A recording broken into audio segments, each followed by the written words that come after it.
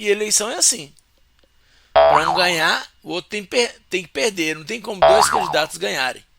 E eu, como já tenho uma boa experiência de vida, já passei por várias eleições, já votei em várias eleições e ganhei algumas e perdi outras, né? Não como candidato, nunca me candidatei, mas como eleitor.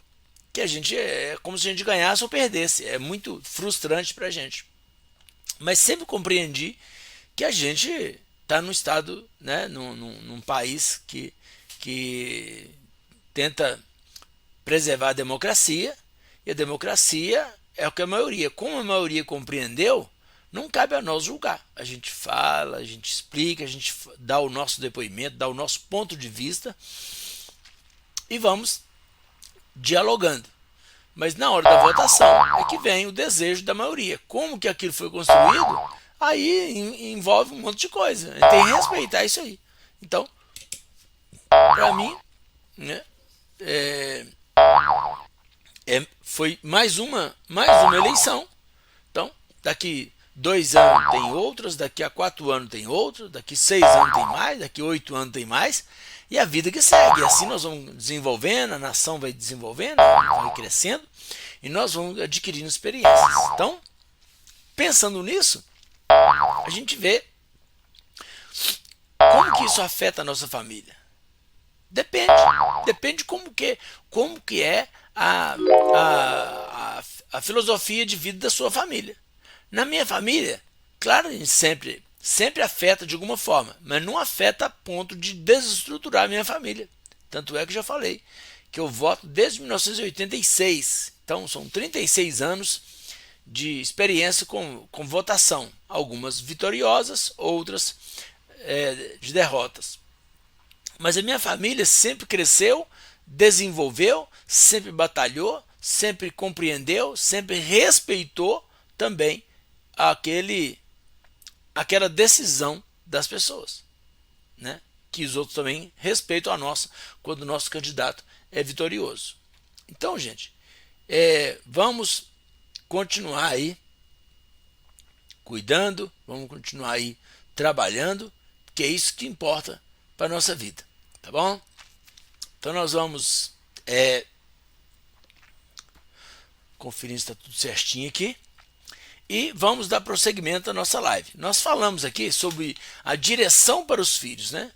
E aí falamos aqui da necessidade de ser amado. Todos nós precisamos, né, nos sentir amados, nos sentir acolhidos. Depois falamos sobre o exemplo, ser exemplo para os filhos, que é muito importante. Muita gente ainda não tem muita ideia do que isso realmente, como que isso é importante. É muito importante a gente compreender isso quando a gente percebe, né, que a gente é exemplo para a nossa família. E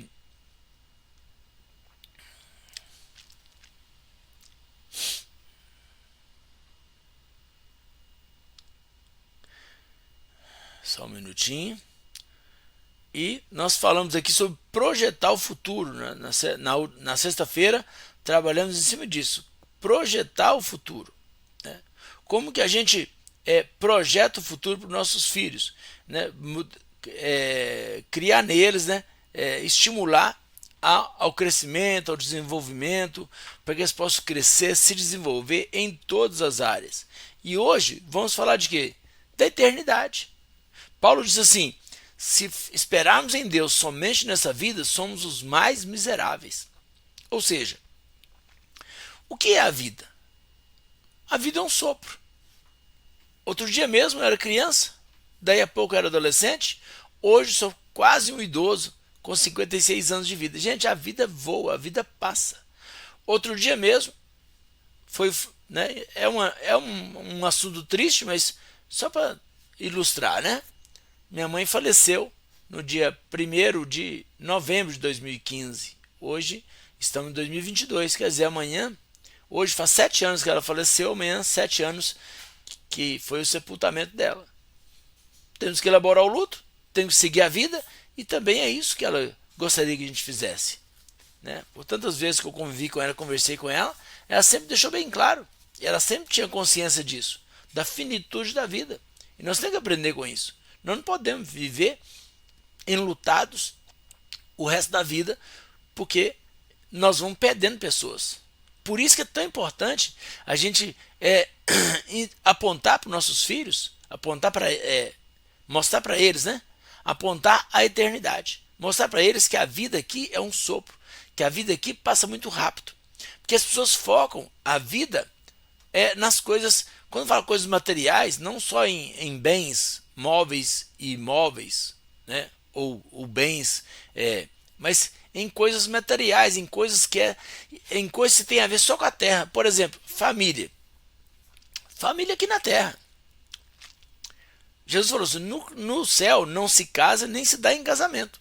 Então é importante cuidar do casamento aqui e agora. Depois não adianta mais. Cuidar da nossa família é agora, porque depois não adianta mais. Aquela parábola do rico e do Lázaro fica bem explicado isso, em que o rico fez uma oração, pediu a Deus, pediu ao pai Abraão, e eles falaram: não tem jeito. Ao homem foi dado o direito de morrer uma só vez, vindo depois do juízo.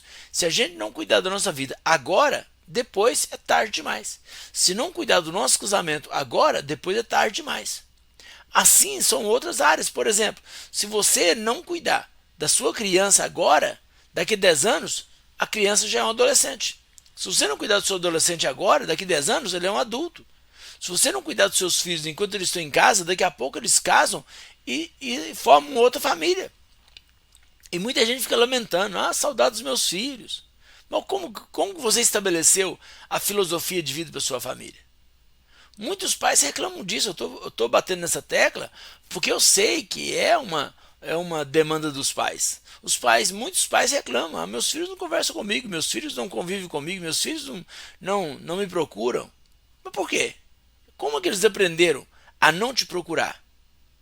Ou aprenderam a te abandonar? Será que você não lembra de ninguém que fez isso com eles ou perto deles, sendo exemplo para eles? Eu já falei em outras lives aqui. Quando eu cuidava do meu pai e da minha mãe, eu estava, além de retribuindo meus pais, eu estava ensinando meus filhos como que são as coisas. Como que a gente é cuidado quando nasce e a gente cuida dos nossos quando os nossos ficam idosos. Porque não tem jeito. Ninguém acompanha a velocidade das coisas. E ainda mais que no livro de Daniel fala que no final dos tempos a ciência se multiplicaria. Então a cada dia as coisas se multiplicam, o conhecimento se multiplica e a gente não dá conta de abordar todas as áreas. E nós temos que entender que nossos filhos são as pessoas, ou deveriam ser, as pessoas mais confiáveis para cuidar de nós. Assim como um dia fomos as pessoas mais confiáveis, ou deveríamos ser as mais confiáveis para cuidar deles. É só uma retribuição. Imagina, quantas crianças são espancadas, são abandonadas, não abandonada literalmente no sentido do pai e a mãe sair de casa, mas aquelas crianças invisíveis, como tem no vídeo aqui, ó, crianças invisíveis. O que é uma criança invisível? É aquela criança que não tem voz em casa. É aquela criança que não pode perguntar nada em casa. É aquela criança que não pode reclamar de nada em casa, porque reclamar é um desrespeito. Reclamar são filhos mal agradecidos, afinal de contas. O pai deu casa, o pai deu comida, o pai deu abrigo. Mas é só isso a função paterna? É só isso a função materna? De dar uma casa, dar comida e dar uma certa segurança na casa? Isso aí, ó, nós fazemos com os pets. E eu também tenho um vídeo assim, ó: criança não é pet. Né? Não quero aqui menosprezar os pets. Os bichinhos de estimação são maravilhosos, são carinhosos. Mas os filhos são seres humanos gerados por nós, por livre espontânea vontade, praticamente, né? Quase todos livre espontânea vontade, ou pelo menos sabia do risco de uma gravidez precoce. Então ninguém tropeça e aparece grávido. Nenhum rapaz tropeça e engravida uma moça. Nenhuma moça esbarra no muro e aparece grávida. Nenhum rapaz sai de carro e na hora que volta ele engravidou uma moça. Não é assim que funciona. Eu estou aqui ironizando, porque tem gente que fala assim: foi sem querer. Mas sem querer? Eu não sabia. Será que não sabia mesmo? Então, gente, esses discursos atrapalham muito. Porque a pessoa não assume a responsabilidade. Eu não estou aqui culpando ou apontando o dedo para ninguém. Eu só estou aqui trazendo cada um para uma reflexão de pensar assim, ó, a família é minha. Se eu não cuidar da minha família, quem vai cuidar? Aí Paulo deu aquela paulada, né? Paulo deu uma paulada. Os que não cuidam dos seus, especialmente da sua casa, negou a fé. E é pior do que o infiel.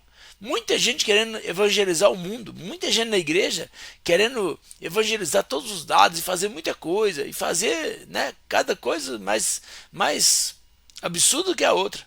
Mas não evangeliza a própria família. Como é que evangeliza a família? Primeiro campo missionário, Jesus deixou bem claro: e recebereis poder, descer sobre vós o Espírito Santo, e sereis minhas testemunhas, tanto em Jerusalém, como na Judéia e Samaria, e até os confins da terra. O primeiro campo missionário é a nossa casa. Se a gente